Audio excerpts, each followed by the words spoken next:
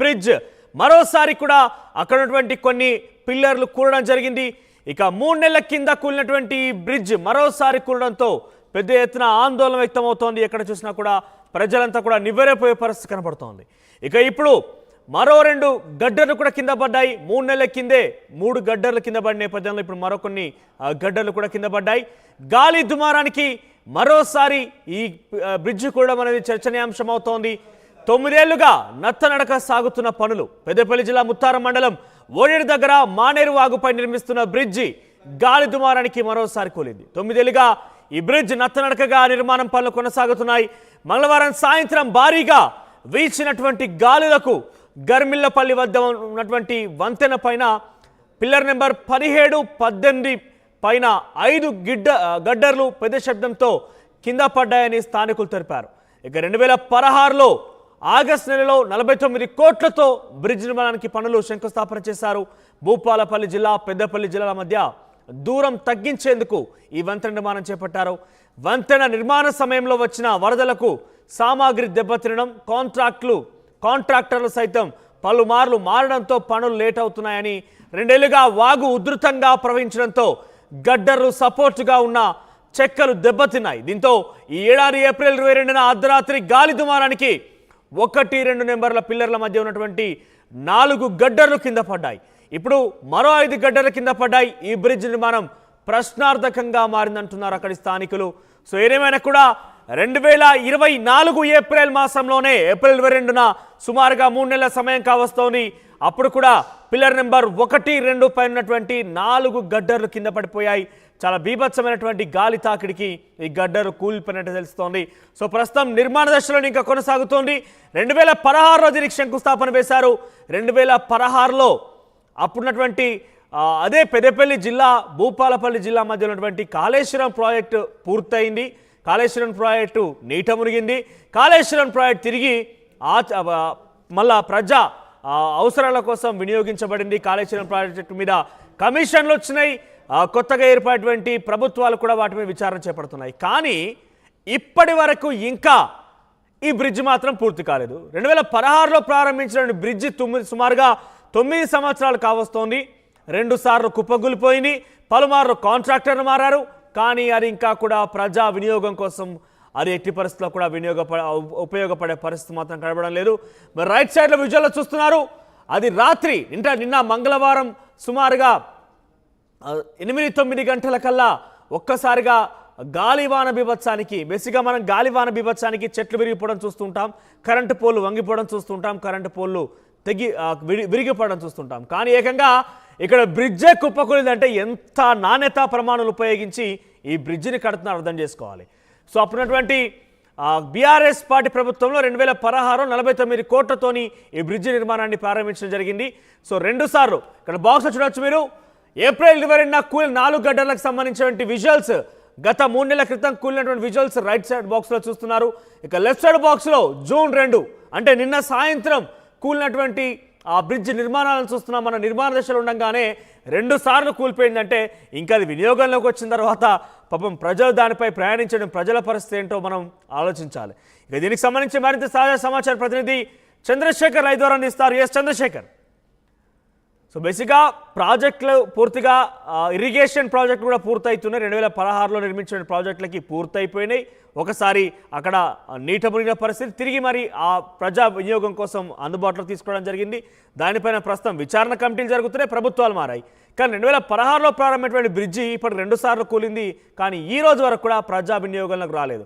ఇప్పటికి నిర్మాణ దశలో ఉండగానే కూలిపోయిందనంటే అది పూర్తిగా సంపూర్ణమైన తర్వాత ఇంకేం కాబోతున్న ఉత్కంఠ కూడా నెలకొంది. కొంత భయాందోళనకర వాతావరణం కూడా ఉంది. సో అప్డేట్స్ ఏంటి, ఏ రకంగా జరిగింది, దీనికి సంబంధించి అధికారులు ఏం చెప్తున్నారు?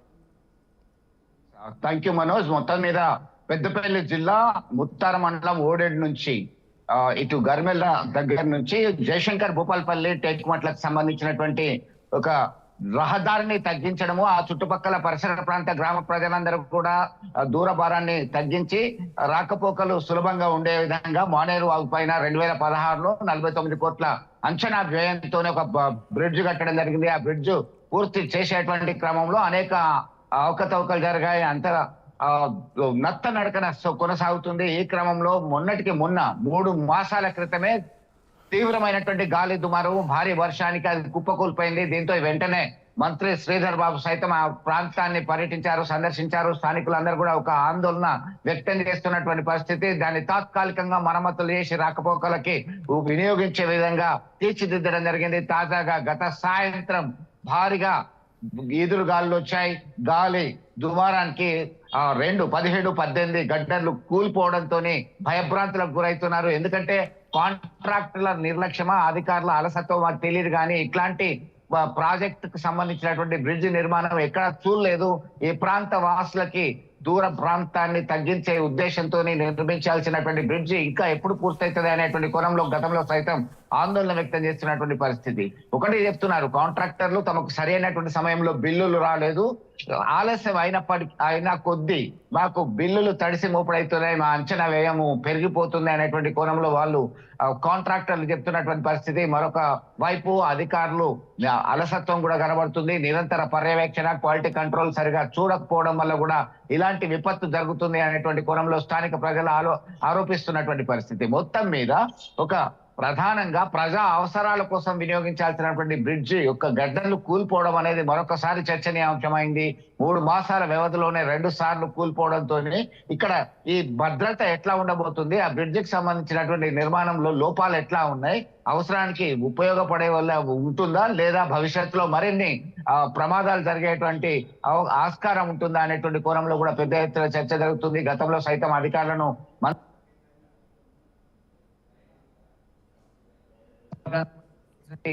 అది దానిలో భాగంగానే ఇదంతా కూడా జరుగుతున్నటువంటి నేపథ్యంలో కొద్దిగా సీరియస్ గా తీసుకున్నారు మ్యాటర్ ని. అయినప్పటికీ కూడా ఎవరు స్పందించట్లేదా అని చెప్పేసి ఒకవైపు చర్చ జరుగుతుంటే, మరొక వైపు ప్రకృతి వైపరీత్యం జరిగినప్పుడు ఎవరు ఏమి చేయలేము. ప్రకృతి వైపరీత్యం నేపథ్యంలోనే ఆ బ్రిడ్జ్ కొలాప్స్ అయిపోయింది. ఇప్పటికైనా పటిష్టమైనటువంటి నిర్మాణంతో బ్రిడ్జ్ అందించాలని చెప్పేసి స్థానికులు కోరుతున్నటువంటి పరిస్థితి. మనోజ్, అధికారులు ఏం చెప్తున్నారు? ఎందుకంటే ఇది ఒకసారి కాదు, సుమారుగా 2 సార్లు కుప్పకూలింది.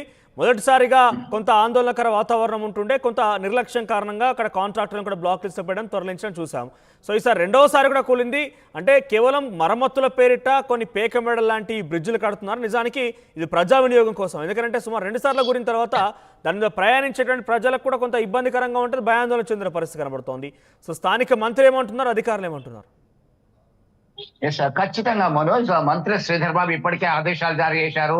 నిర్మాణపరమైనటువంటి లోపాలు, అలసత్వం ఎక్కడ ఉన్నా గానీ, ఎవరు దీనికి పాల్పడ్డా గానీ కఠిన చర్యలు తీసుకోవాల్సిందే, కాంట్రాక్టర్ ను బ్లాక్ లిస్ట్ లో పెట్టాలని గతంలోనే ఆదేశాలు జారీ చేశారు. తాజాగా అధికారులు ఒకటే చెప్తున్నారు, నిర్మాణపరమైనటువంటి లోపాలు ఎక్కడ ఉన్నాయి, ఏంటి అసలు ఆ స్టాండ్ లో ప్రాబ్లం ఉందా, లేకుంటే ఇక్కడే నిర్మాణ వైఫల్యం కనబడుతుందా అనేటువంటి కోణంలో సైతం సత్వరంగా మేము విచారణ జరుపుతాం, ఆ బాధ్యుల మీద కఠిన చర్యలు తీసుకుంటామని చెప్పి మాత్రము చెప్తున్నటువంటి పరిస్థితి. అయితే మీరు అన్నట్టుగా దినదిన గండం నూరే లాయిష్ లాగా ఎవరు అక్కడ బ్రిడ్జ్ నుంచి వెళ్లాలన్నా గానీ భవిష్యత్తులో సైతం ఇలాంటి అనుమానాలు రాక తప్పదు. ఇది ఇప్పటికైనా గానీ ఖచ్చితంగా క్వాలిటీ కంట్రోల్ చూడాలి, ఎలాంటి లోపాలు లేకుండా బ్రిడ్జిని సత్వరగతిన పూర్తి చేయాలి. ఎందుకంటే ఇప్పటికే 9 సంవత్సరాల నుంచి నత్తనడకన కొనసాగుతూనే ఉన్నది. ఇంకా ఎన్ని రోజులు?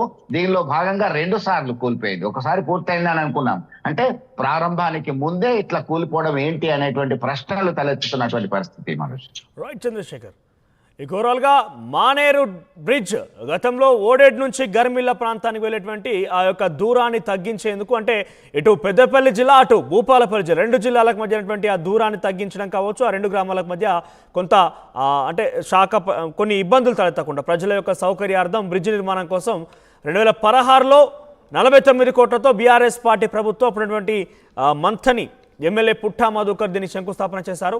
ఆ తర్వాత ఇటీవల కాలం 2 సార్లు కుప్పకూలింది. అంటే అది నిర్మాణ దశలో ఉండగానే 2 సార్లు కుప్పకూలింది. అంటే పూర్తిగా అది సంపూర్ణమైపోయి ప్రజా వినియోగం కోసం అది ప్రారంభించిన తర్వాత అది ఎంతమంది ప్రజల్ని భయాందోళన గురి చేస్తోంది, వారి యొక్క వినియోగాన్ని ఏ రకంగా వాళ్ళు సంరక్షించుకోబోతున్నారు, ఈ రకంగా అనేక ప్రశ్నలు ఉత్పన్నమవుతున్నాయి. ఏదేమైనా కూడా ఏప్రిల్లో కూలిపోయినటువంటి విజువల్స్ మీరు చూస్తున్నారు రైట్ సైడ్ బాక్స్లో. ఏప్రిల్ 22 కూలిన 4 గడ్డర్లు, 1-2 పిల్లర్ల మీద ఉన్నటువంటి ఆ గడ్డర్లు కూలడం జరిగింది ఏప్రిల్ 22నో 2024లోనే. ఇక 3 నెలలు కావస్తోంది. జూలై 2న మరోసారి ఇది కుప్పకూలింది. సుమారుగా 18, 17 2 పిల్లర్ల మధ్యటువంటి 5 గడ్డర్లు కుప్పకూలాయి. అంటే పైన ట్రావెల్ చేసేందుకు వినియోగం ఉన్నటువంటి ఆ రోడ్డు స్థాయిలో ఏదైతే ఉంటుందో రోడ్డు తరహాలో ఉంటుందో అది కుప్పకూలిన పరిస్థితి కనబడింది. సో ఏదేమైనా కూడా నిర్లక్ష్యం అనేది చాలా సుస్పష్టంగా కనబడుతోంది. 9 సంవత్సరాలు కావస్తున్నా అది ఇంకా నిర్మాణ దశలోనే ఉన్నది.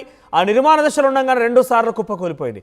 మరి దీనికి సంబంధించి అక్కడి స్థానిక అధికారులు R&B డిపార్ట్మెంట్కి సంబంధించిన అధికారులు కావచ్చు, ప్రస్తుతం ఐటీ శాఖ మంత్రిగా కొనసాగుతున్న శ్రీధర్ బాబు కూడా అదే నియోజకవర్గం నుంచి ప్రాతినిధ్యం వహిస్తున్నారు. మరి ఆయన ఏం స్పందిస్తారు, ఎటువంటి చర్యలు తీసుకుంటారు కాంట్రాక్టర్ మీద, వారికి ఈ యొక్క పూర్తి స్థాయిలో ఉన్నటువంటి అంశం ఏదైతే చిరకాల స్వప్నం అని చెప్పాలి. ఎందుకంటే 9 సంవత్సరాలుగా అది రేపు మాపు అన్నట్టుగానే నిర్మాణం కొనసాగుతున్నాయి, కానీ ఇంకా వినియోగంలోకి రావడం లేదు. మరి వారి ఓడేడు గర్మిల్ల ప్రజల యొక్క కళ స్వప్నం ఎప్పుడు సాకారం అవుతోంది, వాళ్ళ యొక్క లక్ష్యం అదైతే ప్రయాణించాలి సురక్షితంగా, వాళ్ళు ఇరు గ్రామాల మధ్య రహదారి ఏర్పాటు చేసుకోవాలని ఒక లక్ష్యం ఎప్పుడు నెరవేరుతుందో చూడాల్సిన అవసరం అవుతోంది. మొత్తం మీద